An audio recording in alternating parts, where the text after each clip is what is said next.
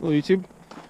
So a lot of people have been asking me how I've been mounting my air horns as of lately, and I actually used to have them mounted in the wheel well in there, but it was getting full of mud and it was looking kind of gross.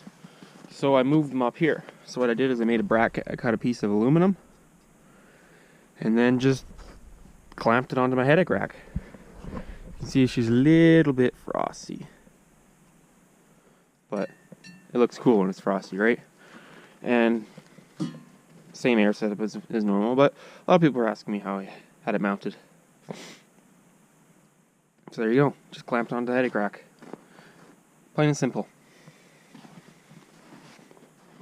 Now, I'm not gonna blast it right now because I'm at home and it's just being mean. There you go. This is what -4 looks like after you wash your vehicle and let it sit for a couple days. Just covered in hoarfrost.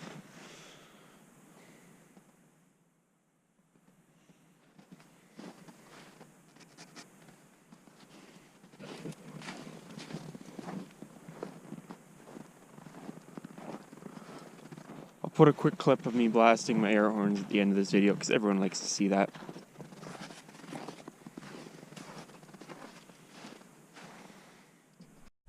So, here in Canada, a lot of people have block heaters, but what I went and did is I ran a extension cord through the firewall, so when I plug in my block heater, a ceramic heater plugs in. So that way I don't have to scrape my windshield, because I'm not looking forward to scraping this windshield.